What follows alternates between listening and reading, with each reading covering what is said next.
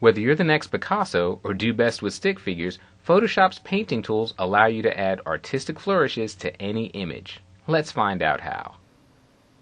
Photoshop has some amazing capabilities when it comes to painting, and there's no better place to start exploring these options than the brush panel. So let's go up to the window menu and select brush.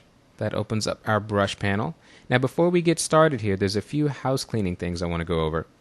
At the bottom of the tools panel, notice that I have a blue foreground and a red background color. I want you to have these identical colors. So simply click on this foreground chip. That opens up the color picker box, and I want you to set the red, green, and blue values that I have. 49 for the red, 52 green, and 183 for the blue. Then hit OK. And I'd like for you to do the same by clicking on this background color chip. Now set 174 for the red, 32 for the green, and 17 for the blue. Hit OK. Now our brush panel at this point is completely grayed out. Why is that? Well, we don't have any of the brush tools selected. So let's go select our brush tool. Now we can see that our brush panel is ready for use, but we're not quite ready yet. Let's go and create a brand new document. Under the File menu, select New. That's Control-N on the PC, Command-N on the Mac. And I want us to start with the same size document, so change your preset here to default Photoshop size if you're not there already. And what I'd like to do is change the width here. So I want you to change that to a 10. And I'm going to hit the Tab key to cycle down to the height. And under height, I want you to enter 10 as well. So we'll both be starting with a square document. And then simply hit OK. We're going to hit the F key to cycle through to full screen mode with menu bar. I'm invoking the hand tool here with the space bar so I can drag this image out from beneath the brush panel.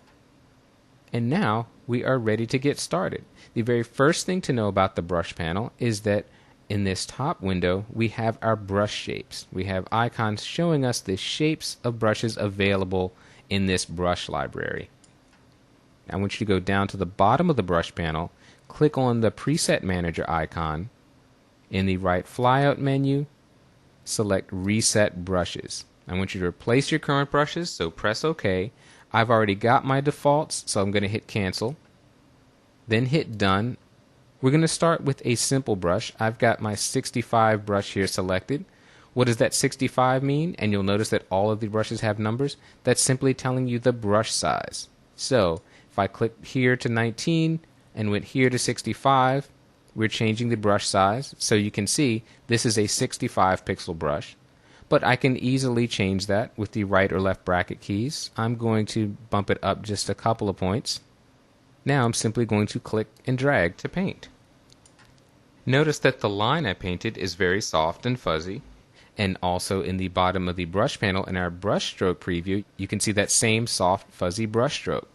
That's because in the options bar we can pull down here, our hardness is set to 0%. That is the preset for that brush shape. We can drag this over and make it 100%. Now, if we paint, we have a hard edge. Notice that at the bottom of the brush panel, that preview updated as well. So anytime you make a change to a brush, you can preview that before you even paint, right down in that stroke preview box. So far, if you've been seeing an animated brush icon in the upper left of your document window, you've got the brush preview enabled. Your video card supports that. You can turn that off because we're not going to use it here by simply clicking on this brush preview icon. That's a nice little feature that you have if your video card supports it, but it is far from necessary and we're not going to be using that in this tutorial, so you can go ahead and turn that off. Now if you're thinking to yourself, well, brushes would be great if I could draw. Well, have no fear, Photoshop to the rescue. We've looked at a very basic brush shape. We can see some bristles here that we're going to talk about in a few moments, but if you scroll down in this shape library, you'll notice that we have some very interesting shapes. Here's a leaf. Now if I simply click, I've painted a leaf. If I click again, I've painted another one. So even if you don't know how to draw a leaf, you can draw a leaf. Watch what happens if I click and drag. Now I've got leaves stacked on top of each other. Now this is the default setting here. Now I'm going to show you the cool stuff in the brush panel. We can see here below the shape previews, we've got a size slider. That's the same as using the bracket keys. We can make the brush bigger or smaller, but I'm going to jump down here to spacing. Watch what happens in our stroke preview box if I drag the spacing slider. Look at that, it's spacing out our brush strokes. So now if I paint, my leaves are nicely spaced out. Pretty cool, huh? What else can I do? Well, we've got a flip X and flip Y checkbox. If I click on flip X, watch what happens in the stroke preview. The leaves are now flipped horizontally. If I check the flip Y box, they're now flipped vertically. You can use both of these together. You could use one or the other. You could turn them both off, obviously. So that's an interesting way that you can add some variety to your drawing. You can change the angle here of the shapes. Right now it's at 0 degrees. I'm going to click on the word angle and set this to 45 degrees. And you can see now that the brushes are tilted at a 45-degree angle.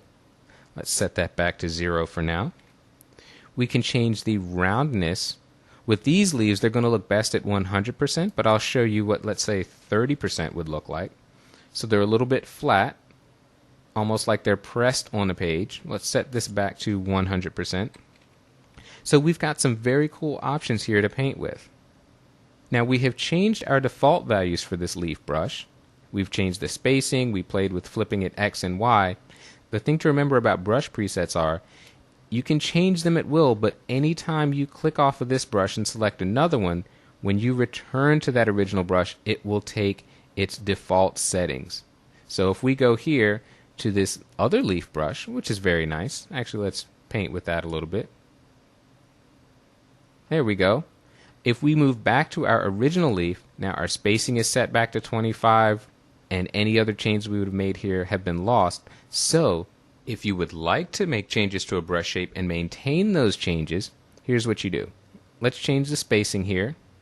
Put it something like there. Let's flip this, and let's put the angle at 15 degrees, for example. Now what we'd like to do, if we want to be able to go back to this brush preset, go up to the flyout menu at the top of the brush panel and select New Brush Preset. It gives us a default name. Scattered Maple Leaves is the original name, and it's adding a 1, so it won't overwrite that. Notice that we have Capture Brush Size in Preset. Right now it's at 74, so if we check that box, our new brush preset will be 74 pixels. We can simply hit OK. And now let's move to a different brush. Let's go to this sort of 3-leaf guy here. Now if we go back to our original brush, well, there's the default settings, but we have our new brush preset down here that maintains the characteristics we just put in. Now I'd like to talk to you a bit about bristle tips. All of these standard brush shapes have what's called static tips. But if we click on one of these bristle tip brushes with the very cool icons here, you'll notice that our menu options change below. We have a bristle qualities box. We can change the shape of it. This is a round point. We could do something like a round curve, for example, and notice here in this preview box what that does. We can change the amount of bristles. We can increase them. We can decrease them. We can change the length of the bristles. We can change thickness. Now if you make it very thick, you're sort of taking out all of the individual bristles there. We could change the stiffness of it, for example, and we can change the angle. And of course our old friend spacing. So all of these parameters we can change for any of these bristle brushes. So if we click on this fan brush here, we can see how this paints. Let's click and draw with that. But if we change the bristle amount here, let's reduce those, make them a bit less stiff, and change the angle.